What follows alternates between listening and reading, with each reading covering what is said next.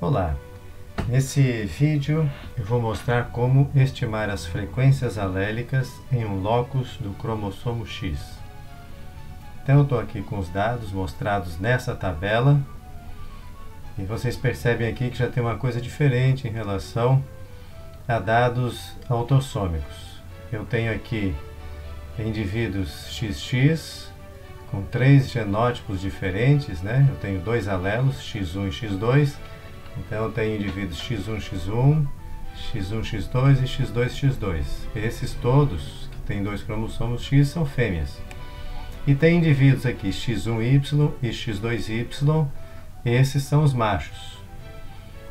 Aí eu tenho que estimar agora o total de fêmeas e o total de machos. A gente já vai ver por que isso.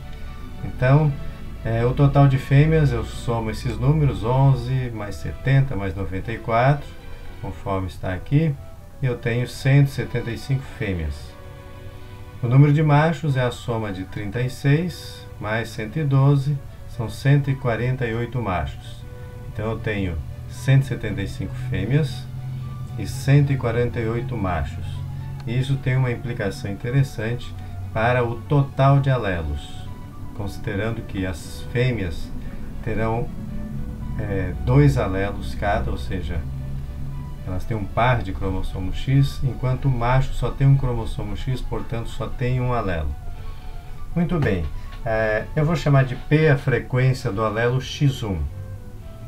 Então, a frequência desse alelo, no alelo X1, será estimada da seguinte maneira.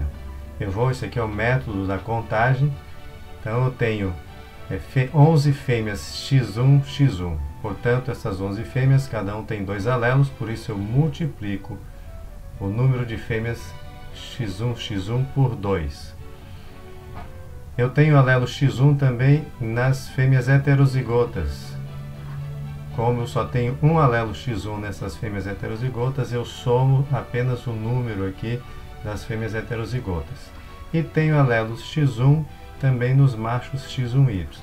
Então eu vou somar aqui também o número de machos que tem esse alelo X1. No denominador eu tenho a soma do número total de alelos.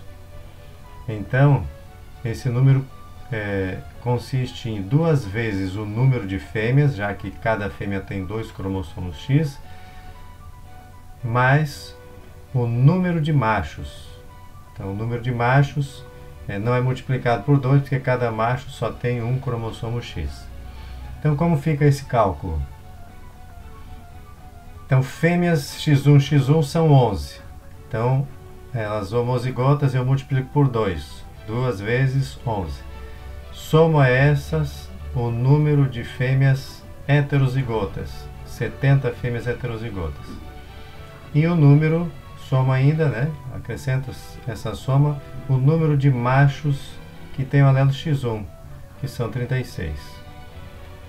No denominador vai aqui 2 vezes o número de fêmeas, 2 vezes 175, que é o total de fêmeas, mais o número total de machos, que é 148. Então, 148. Aí eu resolvo isso aqui, eu tenho 128, ou seja, eu tenho um total de 128 alelos X1 e somando alelos X1 e X2 eu tenho 498. Então total de alelos 498. Total de alelos X1 128. 128 dividido por 498 dá 0,257. Na verdade dá um número maior com muitas casas decimais, mas eu deixei aqui arredondado para 0,257.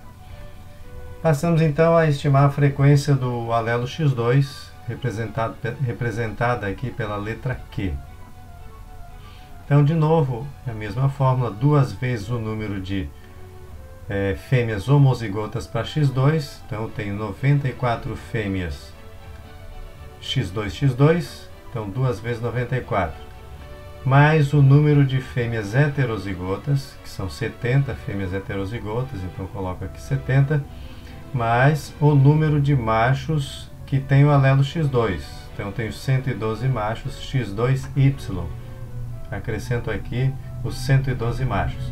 No denominador fica igual na estimativa da frequência do alelo X1, então 2 vezes o número total de fêmeas mais o número de machos.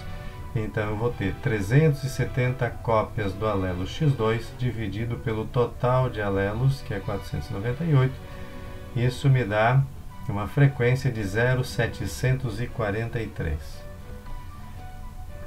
Pegando agora as duas frequências que foram estimadas, 0,257 e 0,743, se eu somá-las, o resultado será 1. Lembrando que nós já vimos no cálculo de frequências alélicas de locos autossômicos que a soma das frequências dos alelos dá 1. E isso também é verdade quando se refere a um locus do cromossomo X. Portanto, eu poderia estimar a frequência do alelo X2 simplesmente subtraindo de 1 a frequência do alelo X1, ou seja, Q seria igual a 1 menos P. Então, conforme está demonstrado aqui, eu teria 1 menos 0,257, o resultado seria 0,743. Então, poderia fazer essa estimativa dessa maneira. Bastaria estimar a frequência do alelo X1 e depois fazer esse cálculo aqui simplificado, que fica bem mais fácil.